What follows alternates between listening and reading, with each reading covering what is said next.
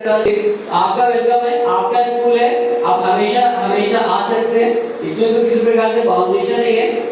और hopefully school अगर extend करता है तो हम चाहेंगे हम गाइडेंस हमारे स्कूल में करके जाएं।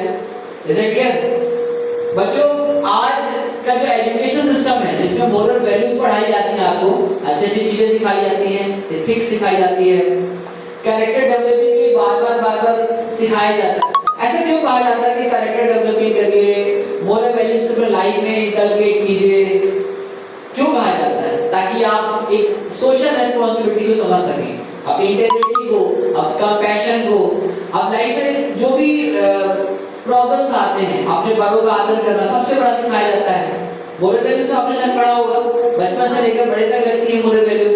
बट आज हमारे जीवन में मोरल वैल्यूज पता नहीं क्यों हटता जा रहा है।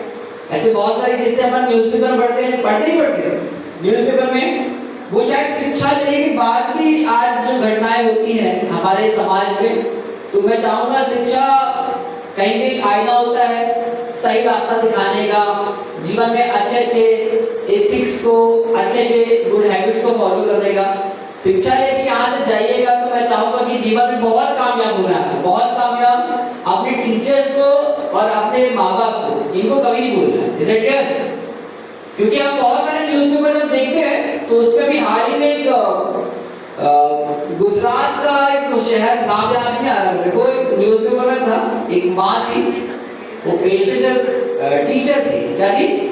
टीचर थी। उसका एक ही बच्चा था, अनफॉर्चुनेट के जो फादर थे बच्चे के, वो डेथ हो गई थी। उसके मतलब उसकी माँ के जो हस्बैंड था वो डेथ हो गई थी। उसकी माँ ने उस बच्चे को पढ़ाया। क्यों पढ़ाया? एक अपना सहारा के लिए, क्योंकि पिता तो रहे नहीं, ताकि बच्चे पढ़ाई करके जीवन में सफल होता है, बच्चा एक प्रोफेसर बनता है। जब प्रोफेसर बनता है तो फाइनली कुछ समय बाद उसकी शादी हो जाती है, तो उसकी वाइफ होती है, वो भी प्रोफेसर होती है, तो दोनों लाइफ अच्छे स्पेंड करने लगते हैं।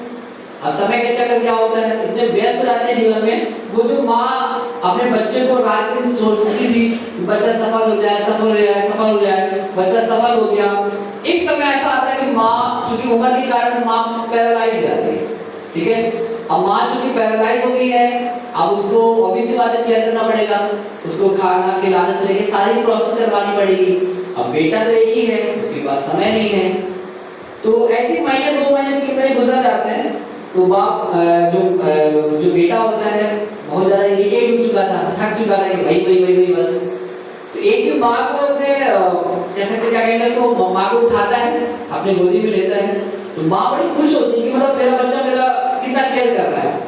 मतलब बड़ा खुशी होती है कि जिस बच्चे मैंने 9 महीने पाला, पेट में पाला, फाइनली दुनिया में जन्म दिया और इतना बड़ा किया, उसको बड़ा खुशी महसूस हुई।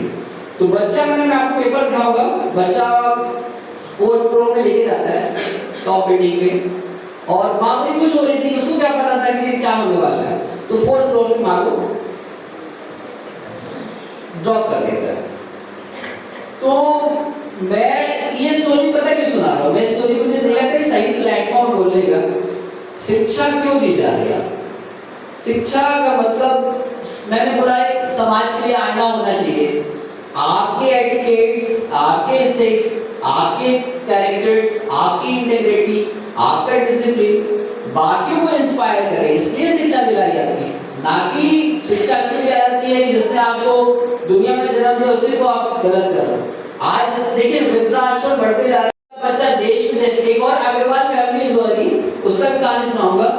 उसका बच्चा अपने पिता से बात तो करता था, बीच में बात करता था। एक समय ऐसा हुआ, 1-2 साल बात ही नहीं हुआ, पिता इत्तेफाक से अकेले डेथ हो जाती है साइलेंट अटैक से। फिर बच्चा 1 साल बाद जब विदेश से लौटता है, जब घर खोलता है तो अंदर क्या मिलता है? पिताजी का कंकाल मिलता है। तो दैट मींस ऐसा एजुकेशन किसका आता है? जो अपने माँ बाप को, जो मैं फिर से बोलता हूँ, parents are the true lovers. दुनिया में केवल माँ बाप ही ऐसे हैं जो आपसे सच्ची मोहब्बत करते हैं, और कोई दुनिया में आपको साथ मोहब्बत नहीं कर सकता। कोई करेगा भी तो कोई नहीं, उसका सेल्फ होगा, कोई ना कोई कहीं कोई ऑब्जेक्टिव होगा।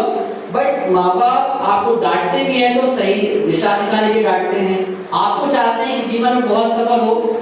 माँ बाप ही है जो चाहते हैं कि आप उनसे ज्यादा लाइफ में अचीवमेंट पाओ। बाकी दुनिया में कोई चाहेगा कि आप मुझसे आगे नहीं हो, हर कोई आपके टाइम वेस्ट लगा रहेगा। तो बच्चों ये मंच है, फेयरवेल है, तो जिंदगी में दो लोगों को हाथ पकड़ के चलना, जीवन सफल होगा। एक माँ बाप और सेकंड टीचर। टीचर की ब्लेसिंग। टीचर को क्या चाहिए आपसे? ब्लेसिंग। वही चाहिए ना कि आप उसको एटलीस्ट विश कर दो। जिस टीचर ने आप जो एलकेजी में एडमिशन ले रहे थे उस समय बहुत सारी प्रॉब्लम्स हुई होंगी, उस टीचर ने आपको क्या किया? आपको ब्रश अप किया, आपको इनकलकेट किया अच्छे थॉट्स, आपकी केयर की, क्योंकि टीचर भी सेकंड पेरेंट होता है चाइल्ड का। तो बहुत ही गंभीर, बहुत इमोशनल मोमेंट है। मैं बहुत ज्यादा बात तो नहीं कर पाऊंगा, बट अच्छा इंतजाम किया रितिका मैम ने। मैं फिर से एक बार कहूंगा कि उनकी तालियां हो जाए। रितिका मैम भी हमारे साथ साथ काम किए हैं और I am very touch to my heart. She worked with me with full heart and soul, with full passion, full dedication, full determination. From bottom of my heart, I am very thankful to Ritika ma'am for giving her valuable time to Maharaja. Because without her, I think this program might not be possible. It's a whole credit goes to Ritika ma'am. Thank you very much, ma'am, and thank you all the teachers. Thank you all the teachers, especially who are going to leave this school after completing session. Along with Ritika ma'am, one more teacher, she is also leave the school, Miss Firdaus madam.